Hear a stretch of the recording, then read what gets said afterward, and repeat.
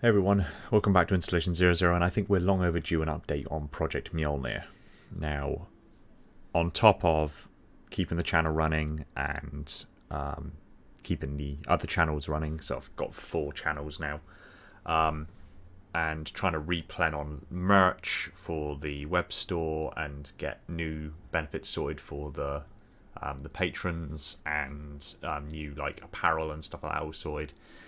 And running the company and everything else that comes with it, I've still been developing Project MJOLNIR, and it's at a stage now where I'm really excited to show you what I've been up to, and to kind of walk you through my kind of thought process in regards to what's going on behind the scenes.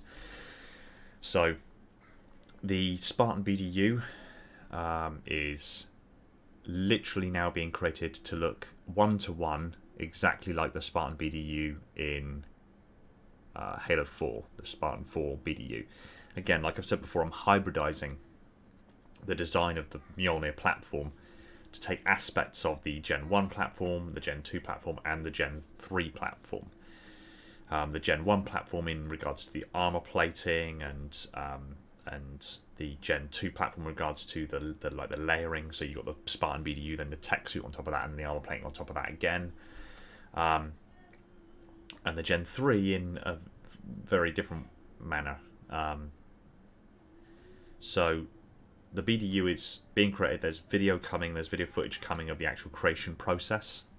It's still in progress. There's still things that need to be done, but I've sorted getting some video sorted so you can actually see this thing being made to my physical specifications, and it will integrate all the heating and cooling systems, the muscle sensor array, and the biometric sensors, along with structural hard points, as we see in the pictures. It's these sort of triangular hard points.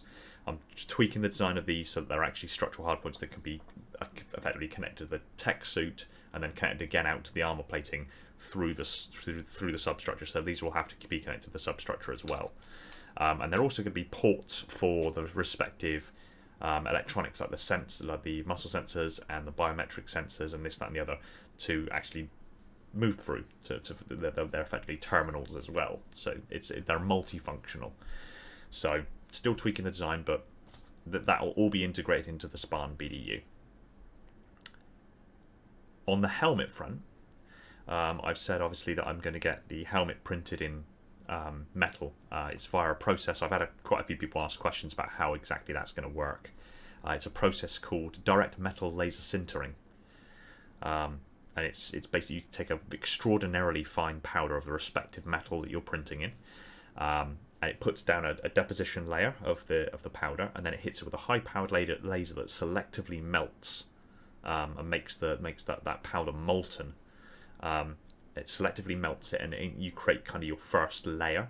So it's similar to how resin 3D printers work and filament printers work in regards to using an STL file, stereolithography, where a model is sliced into thousands of layers, and then it does a layer at a time. So the first layer is done, and the laser melts that powder and turns it molten, and that thereby, once it cools, it's hard metal. Then the powder keg comes across again and puts another layer, really, really thin layers down, another layer on top, and it does it again. And then another layer, and it does it again. And it builds it and builds it and builds it and builds it until eventually, when the print finishes, you're left with a hopper full of powder, and you reach in and you pull out a solid metal 3D printed unit. It's incredible stuff, really incredible stuff. So I've spoken to a company that specialise in that particular field, and that have a printer sufficiently large enough in order to print what I needed to be printed. I did approach my father. As many of you will know, my father is a career engineer and has access to a plethora of machines that can do some immensely impressive things. His 3D printer would actually be too small to print what I needed. I could obviously section the model up into smaller pieces and then join them afterwards. That would involve welding. Welding titanium. It can be done. It's just really hard, and I don't have direct access to those kinds of facilities. So the plan was to print it in a single unibody, or as close to that as we can get, within tolerable reason. So my father's 3D printer isn't big enough. It doesn't have a big enough build volume in order to do what I want to do, what I plan to do. So I've approached a contact of his to get the helmet 3D printed, and yeah, the only, at least to what I'm aware of, the only metal MJOLNIR helmet in existence. But there's a step further than that. The HUD systems.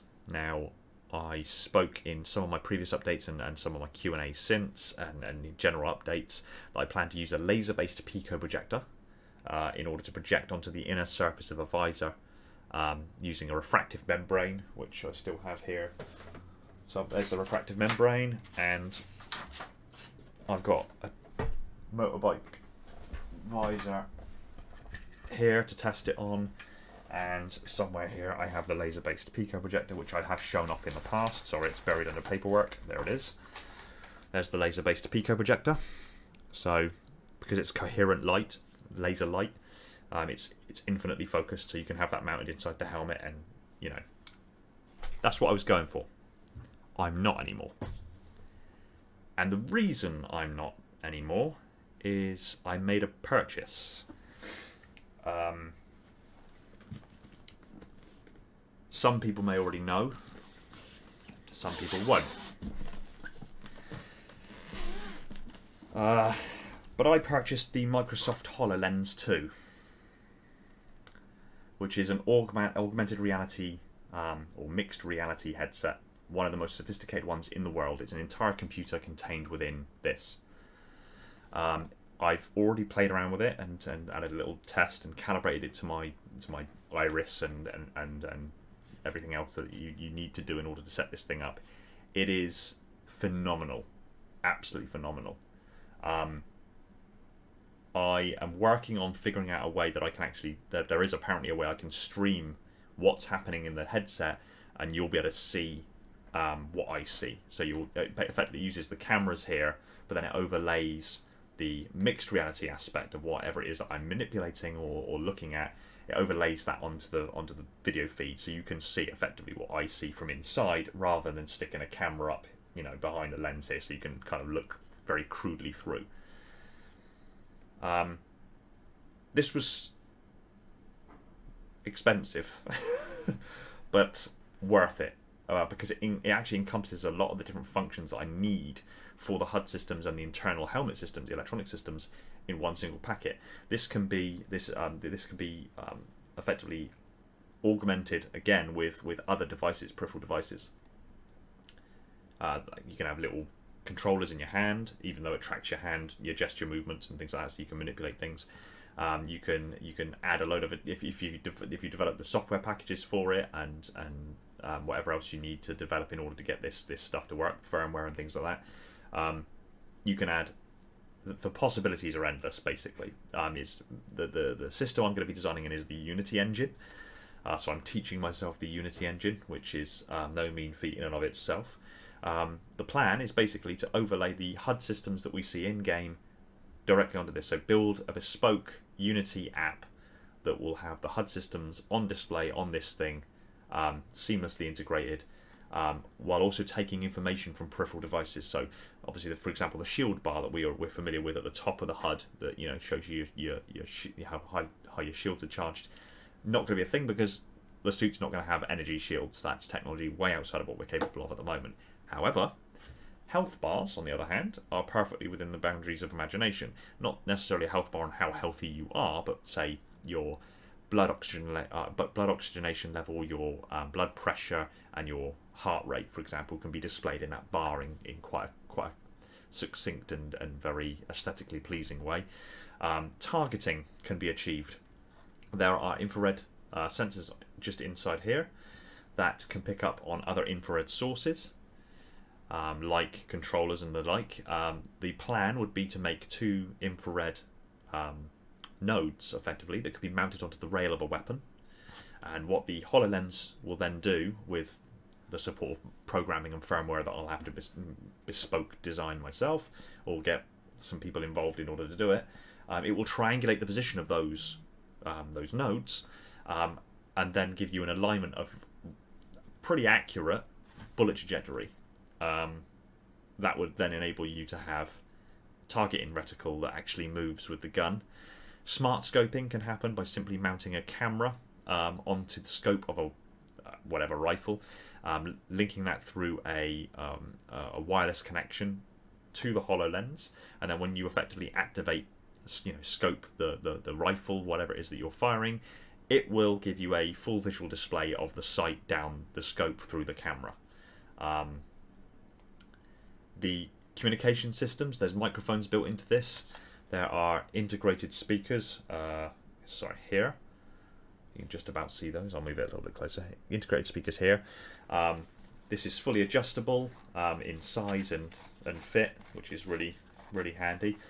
It passively cools itself, although I have noticed it can get a little bit warm, so I'm going to obviously implement into the helmet ventilation systems, not just for the HoloLens's benefit to be able to somewhat actively cool that, but also somewhat actively cool myself. Communication systems, so that's all almost already integrated. Being able to hear outside of the helmet, I'm going to have to do that myself, but again, I can link that, I think, to the HoloLens without overtaxing the system. And what's even more interesting is that because it's a Windows computer, effectively, it comes with the AI assistant Cortana. The Cortana in this, however, is different from the Cortana we're probably used to having on most computers, in that Jen Taylor actually voiced the Cortana in the HoloLens. Now, I'm not sure if that's an isolated incident just for the HoloLens, or whether she's done it broadly speaking for Windows machines. But it basically translates to me actually having the Cortana as an AI assistant inside this thing, which is really, really strange to put this on and hear Cortana talking to me. So this is literally going to encompass practically all of the helmet systems just in and of itself. The trick then, obviously, is integrating this into the helmet. I'll give you a demo of exactly how this works later. But the trick will be integrating this into the helmet. Now, I said about the Gen 3 platform. Now, before, I said that I was stylizing the aesthetic look of the MJOLNIR platform after the Mark IV platform, because it more closely matched the goals of the project. So this is the filament printed components of the Mark IV helmet, as I'm sure some of you will be extremely familiar. So obviously this is the mouth guard with the vents. We've got the helmet brim, running out of space. Got the rear of the helmet with obviously where the torches would mount. Now the intention here, I'll just use the brim and the faceplate so you get a feel for it. But the intention here is effectively to integrate the HoloLens into the helmet, something akin to this. So bearing in mind there'll actually be a visor over the top of this again. So there will be a visor, not exactly like this, but there'll be a custom visor, ideally in the nice gold that we're familiar with for helmets, but it'll go over the top of it like this, with allowances made for the cameras and the infrared sensors to be able to actually see through the visor, so there will be allowances for that. So yeah, like I say, it was effectively visor in there like that. So that would be effectively mounted into the top of the helmet like this, so that when you actually put the helmet on, you're putting on the HoloLens with effectively a MJOLNIR casing. Now I said about the Gen 3, it's no longer, the helmet at least, is no longer going to be stylized after the Mark IV platform. Instead, the helmet is going to be stylized after the Halo Infinite helmet. So this model I've already split into smaller components. I've split it into 4 components. Bearing in mind this is full size, this is wearable in size. So I've split this into 4 separate components: rear right, rear left, front left, and front right. split those into independent models, into independent meshes, and then I've imported them into Ultimate Cura, which is the software that my extremely large filament printer uses in order for 3D printing. This will be printed, and it's already, based on my measurements, it's already pretty much going to hold the HoloLens quite snugly inside of it, which is ideal. But I'm going to need to make some adjustments to the design in order for the HoloLens to actually be fully integrated. And once I'm fully comfortable that the model has been tailored and fits the HoloLens perfectly, the various pieces will then be merged back together into a single unit, sent off to be manufactured and printed in metal.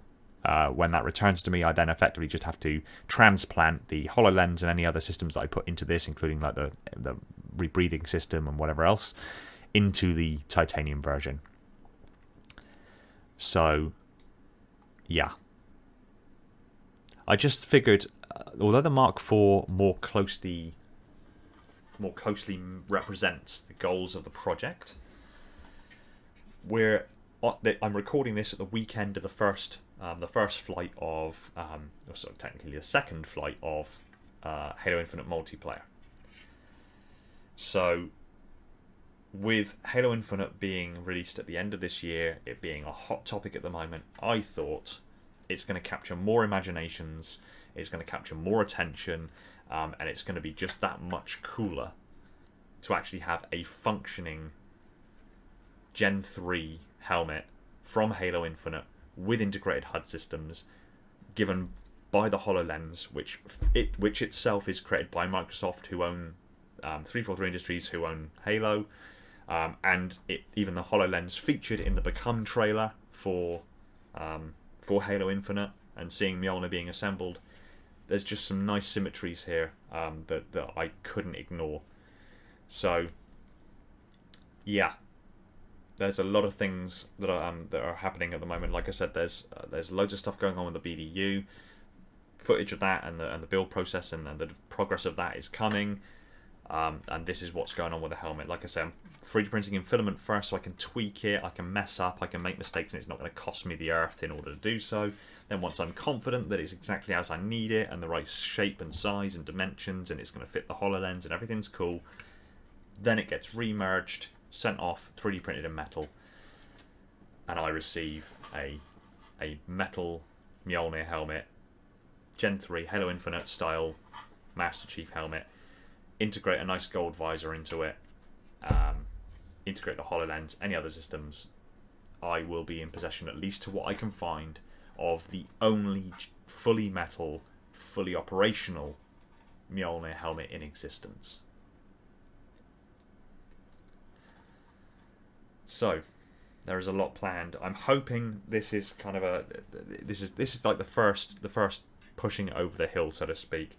I'm hoping that the momentum that comes as a consequence of me starting to put this stuff together and showing off this stuff actually happening, this stuff actually, you know,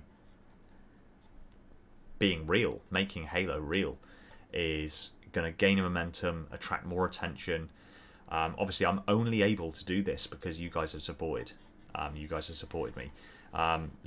Last time I checked, yesterday, I think we just over £11,000 on the Gofundme. There are links in the description down below.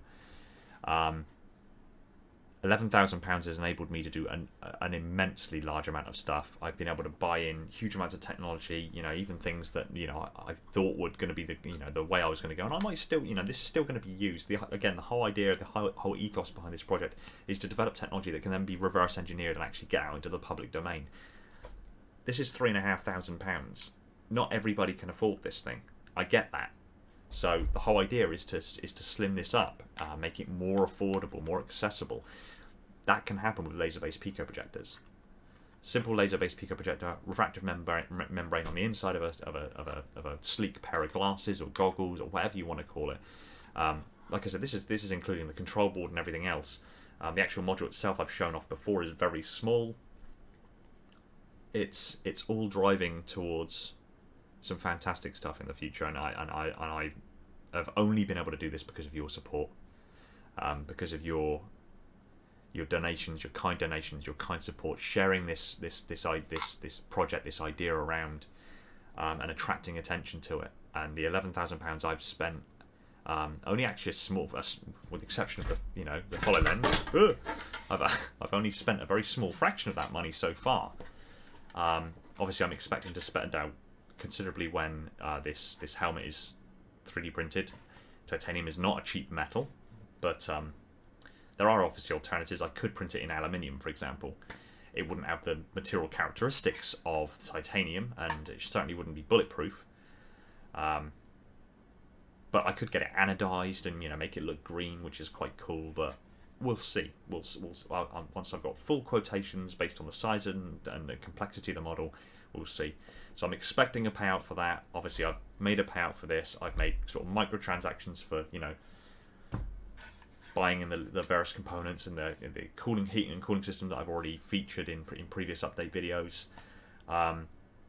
And I'm fully expecting a fairly hefty bill for the BDU as well, which will be paid on completion. And this has only been possible because of you guys. So thank you so much for your donations, and stick with me, and we'll make MJOLNIR real. I'll do as good a job as I can to make MJOLNIR as close to lore accurate as humanly possible within the boundaries of technology that's available to us right now. So keep sharing it around, keep engaging, keep commenting, keep liking. It's driving this forward. Thank you so much for your support.